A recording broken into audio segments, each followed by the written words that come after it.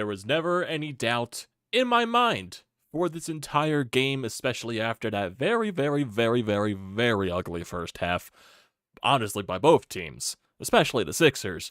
But, like I said, at the end of the day, I was not worried whatsoever because after, how ugly that first half was, you were still somehow down by 5 points. So that really just showed to me how, how many chances you really had in this game. You were going to come back, you were going to take the lead, and you were eventually going to close this game out. The team was eventually going to wake up, and that's exactly what they did. It took a timeout by Doc Rivers to start that third quarter to really spark some things up. It was like, the timeout was like 30 seconds, the first minute in the third quarter. You see Doc Rivers on the replay just saying, come on, guys, come on. Trying to get a little bit of the energy out of the guys. And, it worked. It worked. And things that I look at this game, the Nets definitely made it a lot more difficult for Joel Embiid. Game one, they were double teaming him the entire time, and they really ramped up on that that plan from game one, and they decided to triple team him in this game to really force Embiid, to try to look for everything there. And you know what? Joel still found ways to do things on the court. He still found ways to find his teammates. The dude had 19 rebounds in this game, so he's saying to the Brooklyn Nets, okay, if you're going to take one of my best assets, which is scoring, if you're going to try to find a way to take that away from me, you know what? I'm going to do everything else possible to dominate on the court. He did that with rebounds. He did that with facilitating. Turnovers were an issue, but I guess that's granted when you're getting triple teamed all over the place. But he was basically just dominant, besides the scoring rise, because like I said, it's the triple teaming that really caused that and was really the issue factoring into that. But he just did everything else on the court. They challenged him to do something else. He responded to that. And Tyrese Maxey really stepped up in this game. Game one, it was basically a lot of, a mix from everyone else, from the rest of the team. It was a mix of Harden. It was a mix of Tobias Harris. It was a mix of PJ Tucker. Some little bits of Tyrese Maxey, a little bit of the guys off the bench. This was mainly the Tyrese Maxey show. This was one of the, the breakout games for Tyrese Maxey that we love seeing, those type of games that he has from time to time, when he can really just shoot the lights out from beyond the arc, and he just basically takes over the game. They were getting him so many wide open looks. They were disrespecting him the entire game, the Brooklyn Nets, and Tyrese just basically took advantage of the entire thing. It was something magical to watch from Tyrese Maxey, and it was really fun. James Harden, it was a very rough first half for him, not going to lie. Overall, rough half for the Sixers in general, so it was definitely very ugly. Cam Johnson was torching them from beyond the arc. He also posterized Embiid a little bit, and I was like, whoa. Just watching that. And it was kind of a similar thing for Brooklyn from the first game to this, comparable-wise, because Mikal Bridges, he went off for Brooklyn in the first half in game one. Today it was Cam Johnson, and the same exact thing happened in the second half that happened to Mikal Bridges, happened to Cam Johnson. Johnson scored, I believe, 22 points in the first half, and then he had only like 6 points in the second half. So the Sixers really cracked down defensively on him, and that's basically the defensive adjustments that they made the entire, rest of the game.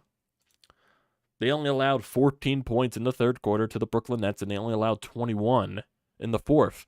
And that kind of just really shows to you how bad shooting-wise it was for both teams today, because it was a real struggle on that side of the ball. The Nets in total, they shot 37% from the field today. The Sixers, they were getting a lot better as the game went on. Total-wise, they shot 45%, especially from three. You definitely knew from the previous game, that many threes were not going to fall in that rapid succession like they did in game one. Sixers, in this game, they shot 31% from three. Same thing with the Nets. They shot 31%. So it was an off night shooting for both teams, but, with the way it looked like how terrible it was, the Sixers were still only down by 5 points at the half. And, That's why I wasn't worried at all, because, once someone gets going, and eventually it was Tyrese Maxey, there was a little bit of help from a lot of other people too. Tobias Harris also had another really good game. And also, speaking of Joel Embiid, what else he was able to do from getting the triple teamed the entire day. Like, seriously, just look at Joel Embiid's stat line from this game. He had 20 points in total, so he still found a way to put up 20. He had 19 rebounds. 19 rebounds. 7 assists, 1 steal, 3 blocks. He did have 8 turnovers in this game. That definitely wasn't more of an issue from the Sixers side of things. Turnover-wise, they had 19 turnovers to Brooklyn's 9. So Brooklyn was definitely much more protected of the ball in this game than they were in Game 1. I believe if you look at the entire first half from this game, the Sixers had, at least 2 times the turnovers that they had in Game 1 in the first half. So, Brooklyn adjusted a little bit on that end, but the Sixers still found their ways. Definitely not as much of an impact from PJ Tucker as there was in Game 1. He still got you 8 rebounds and 3 assists. He wasn't able to hit anything from the corner in this game. He went 0 for 4 from 3 and just 0 points in general. But looking at Tobias Harris, he put up another 20-point game, 12 rebounds, 2 assists, 1 steal. He was 1 of 3 from beyond the arc, 8 of 14 from the field, so another solid night for Tobias. Just looking at Tyrese Maxey in total, 40 minutes played, 33 points, 3 rebounds, 6 of 13 from beyond the arc. He was just letting it fly from there. 13 of 23 from the field in total. Tyrese was just going off tonight. He got so many open looks, and so many of his shots fell. It was just something magical to witness there from Tyrese. Definitely an off night from James Harden. 8 points in this game. He did hit 2 threes, which I believe was in the second half. He had 5 rebounds, 7 assists, 4 steals, and I'm kind of very mad at James Harden because he only needed 2 more threes for me to hit my bet on FanDuel, and I'm kind of very mad about that because my bet was, I believe, 4 Harden threes, 2 Maxey, and I forget who else. I think Cam Johnson to hit 4 threes, Mikal Bridges to hit 2, Tyrese Maxey to hit 2, and Harden to hit 4, and Harden failed on that aspect, so Harden, I hate you for tonight. Looking at some of the guys off of the bench, I believe Paul Reed still made another, good impact off the bench today. 3 rebounds, 6 points, 1 block as well. It definitely wasn't as much impactful from the bench. Melton put 9 points off there. Niang really didn't do much off the bench. McDaniels, he had a few fouls in this game. He had 4 fouls, but he was also a plus 13 on the court. So he made his impact felt a little bit there. But overall, it was just, let's just look at this first half right here. So basically, before the Sixers hit their first 3 in this game, they were 0 for 5 from 3 to start. So basically, I think they only hit 2 threes in total in that entire first half. Embiid, he had 8 rebounds in the first quarter, 15 in total in that entire first half. Overall, in that first half, I believe they had 11 turnovers, 3 for Embiid, 5 for Harden. They were 4 of 16 from the field entirely. Well, not from the field, from 3, so that basically just goes over what I just said a couple of seconds ago. So, my bad on that. James Harden, he was a minus 12 in the first half, and he only had 2 points. Joel Embiid, he had 8 points. Maxey, he had 15. Both teams, they really struggled from shooting-wise just entirely in that first half. Sixers, they shot 42%, while the Nets shot 39%. And for the Nets, it just got worse and worse and worse and worse and worse and worse and worse as the game went along. Seriously, if you look at the way they shot in Game 1, with the way they were just hitting everything and they still lost by 20 points, today they shot worse. And they somehow only lost by 12. But that's also granted that the Sixers didn't shoot as well in this game either. So that really tells you how this series is most likely going to go for the rest of the way. The Sixers have more of the talent. They were able to hold off and, pull away with it. The Nets, they just don't have that much talent on the roster to be able, to hold that victory and, keep that 5-point lead at halftime and roll with it. Seriously, the third quarter started, the Nets made 1 basket, I believe it was Dinwiddie, and Doc immediately called a timeout, and that's where it really kicked in the gear for the Sixers.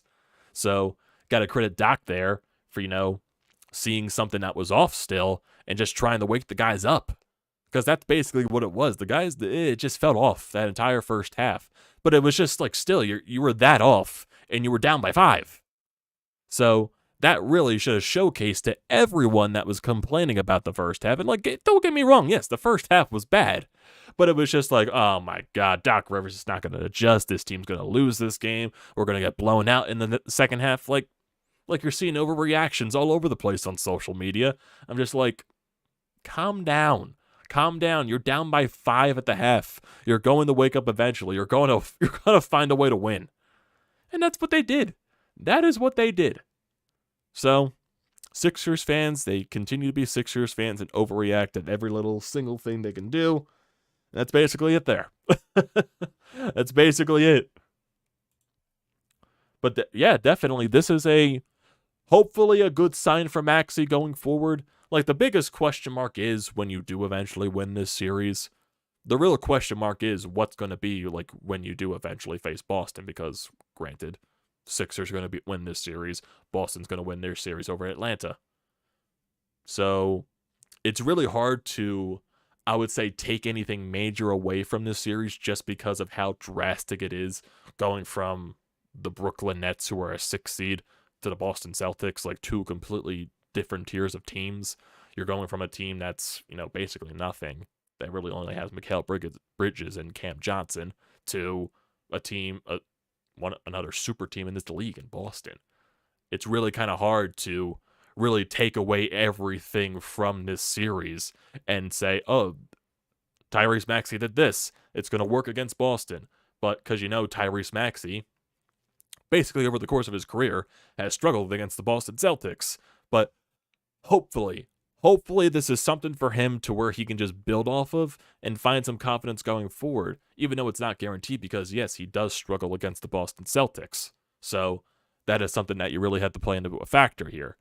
But for James Harden, I feel like, look, he's not going to hit as many, or he's not, I don't know how to word it. He can't have nights like these more times than not. That's, I think, what I'm trying to say. Because, okay, you can get away with a game like this against the Brooklyn Nets.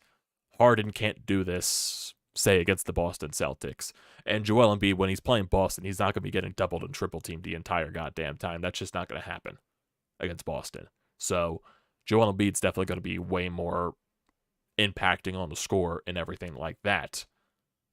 He's not going to be as much of an impact on the score because, they're challenging him and they're forcing double and triple teams on him basically the entire time, challenging him to do other things. And Joel Embiid is up for the task. He's literally doing everything else on the court. He's getting all the rebounds. He's getting a ton of assists. He's getting all the blocks. He's being, a clinic defensively. He's just not going to score as much because of all the doubles and triple teams. So once he senses that coming his way, he'll just get everyone else involved. And Tyrese Maxey really stepped up in this game for you because he was the spark you needed.